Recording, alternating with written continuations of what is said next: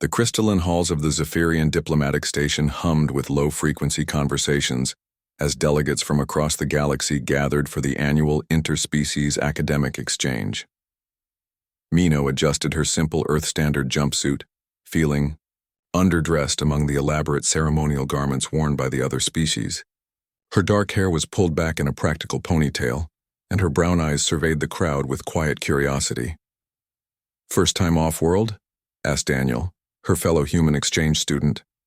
He was tall and lanky, with sandy hair and an easy smile that had already made him popular among their alien classmates. "Second," Mino replied softly, "but first time around this many different species." Around them, the station buzzed with activity. Tall, ethereal Zephyrians glided past on gossamer wings, their hollow bones allowing them to move with impossible grace in the station's low gravity. Crystalline Vorthak delegates clicked and chimed as they communicated through harmonic resonance. The amphibious Kethai left trails of moisture as they moved between specially designed hydration chambers. "The humans are here for the physical demonstrations today," announced Professor Zixtal, a Zephyrian academic whose wingspan stretched nearly 3 meters. "We're particularly interested in observing the legendary resilience of Deathworld species." Daniel raised an eyebrow at Mino, who simply shrugged. They'd heard the term before. Apparently, Earth was classified as a death world due to its extreme gravity, volatile weather, and dangerous fauna. Most galactic species considered it barely habitable. The demonstration began in the station's gymnasium, a vast chamber with adjustable gravity settings. Various alien students had already shown off their natural abilities. Zephyrians had demonstrated their aerial acrobatics. Vorthak had displayed their ability to resonate and shatter specially designed crystal formations, and the Kethai had shown their remarkable underwater endurance. "Now," Professor Zixtal announced, "we invite our human delegates to demonstrate their physical capabilities under standard Earth gravity." The gravity adjusted with a deep hum, and immediately, several alien observers had to retreat to elevated platforms or use personal gravity dampeners. What felt completely normal to Mino and Daniel was crushing to most of the other species. Veltar, a young Zephyrian who had been particularly vocal about human primitive brutishness throughout the week, fluttered his wings dismissively. "Surely their reputation is exaggerated. How different can they really be?" Professor Zixtal's compound eyes gleamed with scientific curiosity. "Perhaps we could arrange a friendly competition. Nothing harmful, of course. A simple grip strength comparison." Mino felt every eye in the room turn toward her and Daniel. She wasn't particularly athletic by human standards. She preferred reading to running, and had always been more comfortable in libraries than gyms, but she nodded anyway. "I'll go first," she said quietly. A grip strength measuring device was brought forward, a sophisticated piece of Vorthak technology that could measure pressure in real time, and was designed to accommodate species with vastly different physical capabilities. Veltar went first, wrapping his delicate, hollow-boned fingers around the device.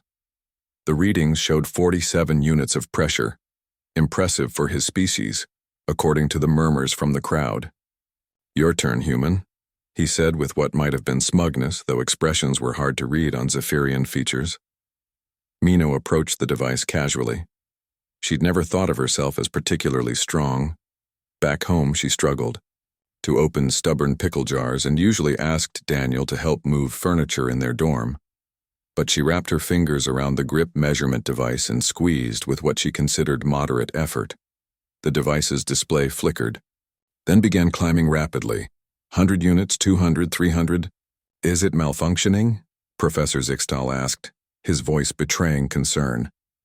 The reading continued to climb, 500, 600, 700. Mino realized everyone was staring at her with expressions ranging from shock to fear. She was still squeezing what felt like a normal amount for her, nowhere near her maximum effort. "I can stop if," she began, but Veltar interrupted. "No, that's impossible. The device must be broken." He snatched the device from Mino's hand, intending to examine it for defects. But what Veltar didn't account for was that his hollow, Lightweight bones had evolved for a world with 0.3 g gravity, while Mino's skeletal structure had developed under Earth's crushing 1 g environment. The moment their hands collided as he grabbed for the device, there was an audible crack. Veltar shrieked, a sound like wind through broken crystal, and collapsed. His wing hung at an unnatural angle, and several of his finger bones had snapped like twigs from the brief contact. "Oh no," Mino gasped, immediately kneeling beside him. "I'm so sorry. I didn't mean to." Medical drones swarmed the area as other Zephyrians rushed to help their injured colleague. Professor Zixtal's eyes were wide with a mixture of fascination and horror. "She barely touched him," Daniel observed quietly to the professor. On Earth, that would be like bumping into someone in a hallway. As the medical team carefully transported Veltar to the medical bay, his bones already being mended by advanced alien technology, the gathered crowd maintained a respectful distance from the two humans. The readings weren't malfunctioning, were they? Professor Zixtal asked, his voice filled with scientific awe. Daniel shook his head. "Mino's actually on the weaker side by human standards. She does desk work, doesn't exercise much."